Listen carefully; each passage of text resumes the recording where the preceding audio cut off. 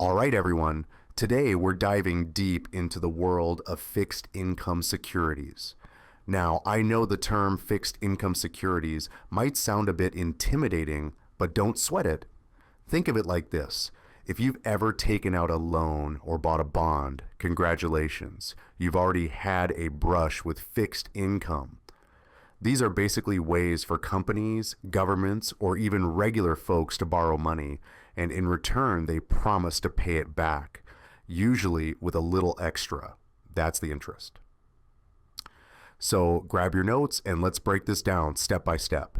To kick things off, let's talk about who's involved in the fixed income game. You've got your borrowers. These could be companies needing cash for new projects, governments funding infrastructure, or organizations trying to keep the lights on. And then you have your investors. Think central banks, pension funds, insurance companies, and even regular people like you and me who buy bonds for some steady income. Imagine your local government needs to build a new bridge. They don't have all the cash lying around, so they issue a bond. Investors buy the bond, the government gets the money for the bridge, and in return, they promise to pay back the principal plus interest. Everybody wins, unless of course they decide to build a toll bridge and you end up paying for it twice. Ah, the joys of public finance. All right, let's break down the two big players in this space, loans and bonds. Loans. These are usually private agreements between a borrower and a lender, often a bank. So imagine you're a small business owner. You go to your bank and say, hey, I need a loan to expand my bakery. The bank looks at your business, decides you're a safe bet, and gives you the loan at a certain interest rate. Simple, right? Bonds. Now, bonds are a bit different. They're standardized contracts where the issuer, like a corporation or government, borrows money from the public. These are tradable in the open market. So if you buy a bond, you can sell it to someone else before it matures. Think of bonds like a used car. You can sell them to someone else if you no longer want them, but you hope they don't lose value. And here's the cool part. Bonds come with their own set of features. Let's walk through these so you know what you're looking at when you pick up a bond. When it comes to bonds, you've got to know the lingo.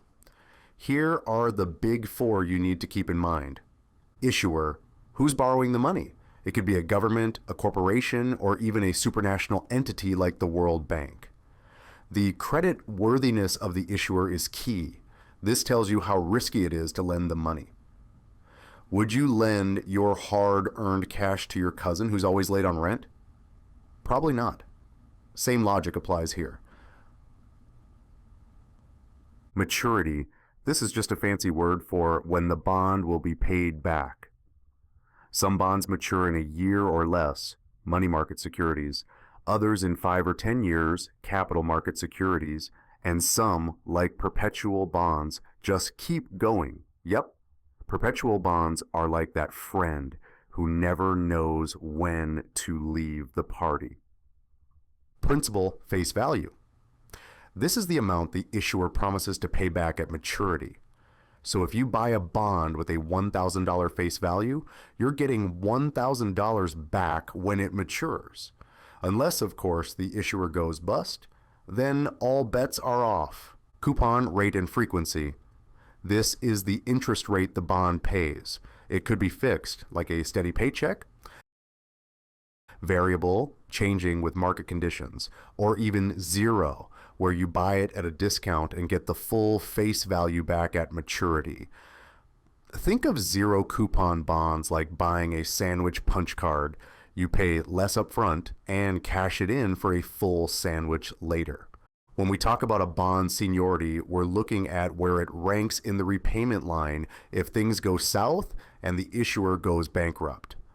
Senior bonds or senior debt get paid first, making them less risky compared to subordinated debt, junior bonds, that stand further back in the line. This priority can be a big deal for bondholders because in the event of liquidation, senior debt holders are more likely to recover their investment. Then we have contingency provisions. These are special terms built into the bond that kick in if specific events happen. Think of them as options within the bond itself. For instance, a callable bond allows the issuer to buy back the bond before it matures, typically if interest rates drop, letting them refinance at a lower cost. Meanwhile, a putable bond gives the investor the option to sell the bond back to the issuer, which can be handy if rates rise or the issuer's financial health deteriorates. These provisions add flexibility and can significantly impact both the bond's risk profile and its pricing. All right, now that we know the basics of bonds, let's move on to what every investor wants to know. How much am I making? That's where yield measures come in. Current yield is the bond's annual coupon payment divided by its current price. It's a bit like the dividend yield for stocks. It gives you a snapshot of what you're earning relative to what you paid for the bond. Let's say you've got a bond that pays a $50 annual coupon and you bought it for $1,000. The current yield is 5%. But if the bond's price drops to $900, the current yield shoots up to about 5.6%. So if you're a bargain hunter, this is where you want to pay attention. Yield to maturity, YTM. This one's a bit more complex, but it's super important. YTM is like the IRR, internal rate of return, of a bond, what you'd earn if you hold the bond to maturity, assuming no defaults, and that all cash flows are reinvested at the same rate. It's your all-in return on the bond. Picture this. You buy a bond for $950 with a face value of $1,000 and a 5% coupon. If you hold it to maturity and all goes well, your YTM could be higher than the current yield because you're getting that extra $50 at the end. Sweet deal, right? Now, speaking of yields, you've probably heard about yield curves. Imagine them as the mood ring of the bond market, showing you how investors feel about risk and time. Let's break that down. Yield curves plot the yield to maturity, YTM, of bonds with different maturities. If the curve slopes upward, investors expect higher returns for longer maturities because, let's face it, the future is uncertain and nobody likes uncertainty.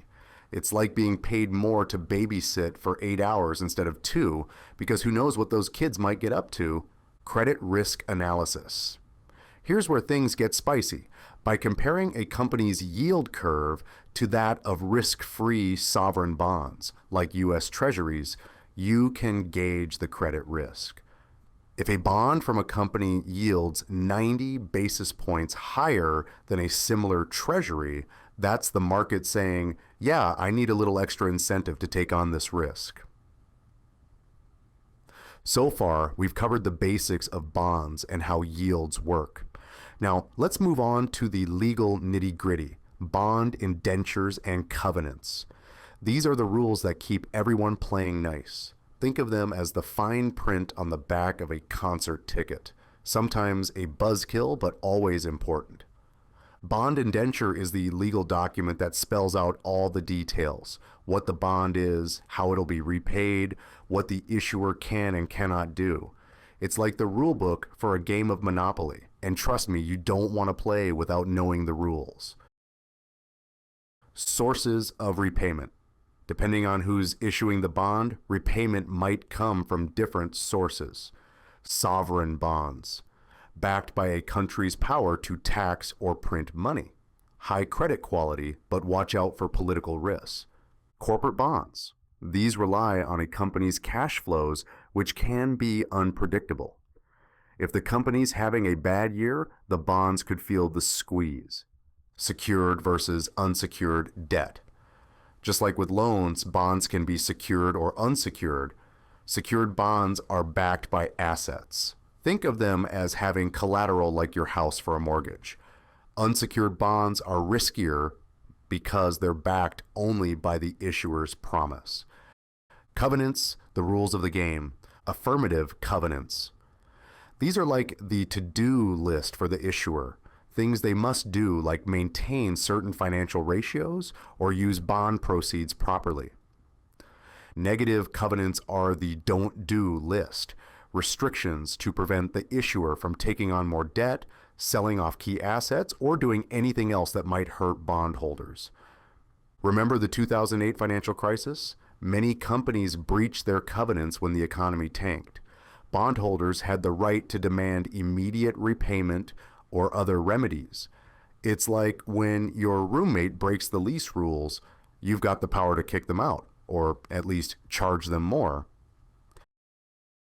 So let me repeat this. Based on the sources of repayment, there are three main types. First up, we've got the classic sovereign bonds. These are bonds issued by national governments. They're backed by the government's ability to tax its citizens or, in some cases, print more currency. That's why these bonds are generally considered high credit quality.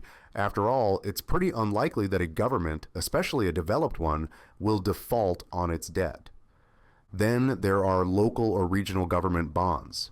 These come from local authorities, like states or municipalities, and they're a bit different from sovereign bonds. These bonds are often backed by revenue from specific projects like toll roads or utilities or the local government's taxing authority. They're generally solid, but since local governments don't have the same broad resources as national governments, there's a slightly higher risk involved. Lastly, we have corporate bonds, which come from private or public companies looking to raise cash for operations or expansion. These bonds are all about the issuing company's operating cash flows. The stronger and more profitable the company, the more reliable the bond. However, these bonds can be influenced by factors like the company's leverage, how much debt they're carrying, and overall profitability. Corporate bonds usually offer higher yields to compensate for the higher risk, but that also means they're a bit more vulnerable to changes in the company's financial health. All right, let's talk about some details here. So, bond covenants, huh? Those legally binding rules that set boundaries for issuers. Think of them as a kind of playbook established between the lender and the borrower when a bond is issued. They're here to make sure bondholders have some control and protection over their investment. Covenants come in two main flavors: affirmative and negative. Affirmative covenants. These are things the issuer has to do, no skipping out. For instance, they might require that the issuer keeps up with certain administrative obligations, like using the bond proceeds appropriately or providing regular financial reports. Two common clauses here are pari passu clause. This ensures that bondholders are treated equally with any other similar debts. Cross-default clauses. This one's a biggie. It states that if the issuer defaults on any other debt, it's game over here too, putting this bond into default. Some affirmative covenants even allow bondholders to redeem bonds at a premium in specific situations, like during an acquisition, essentially giving them an exit ramp at a better price. Negative covenants. Now, these covenants are all about what the issuer cannot do. They're here to keep the company from getting too reckless. They might include restrictions on investments, asset sales, or even taking on more debt. Those are the negative pledge clauses. The idea here is to ensure the issuer retains the capacity to pay back its debt obligations. Now, too many restrictions can backfire. Overly tight covenants could squeeze the issuer financially, which isn't great for anyone. Recourse for covenant violations. If the issuer breaks any of these rules, bondholders have options. They might demand a higher interest rate, speed up the debt repayment schedule, or even terminate the agreement. In short, covenants set a protective framework that ensures bondholders' investment is safer while still allowing the issuer room to operate within said boundaries. It's all about balance, keeping bondholders secure without putting a stranglehold on the issuer's flexibility. And there you have it, folks. Fixed income securities might seem dry at first glance, but they're full of intrigue, rules, and strategies that can be a game changer for your portfolio or your CFA exam. Whether it's understanding the dynamics of yield curves or navigating the fine print of bond covenants, these are essential tools in your financial toolkit. So keep practicing, keep asking questions, and soon you'll be the go-to expert in all things bonds. Catch you in the next lecture.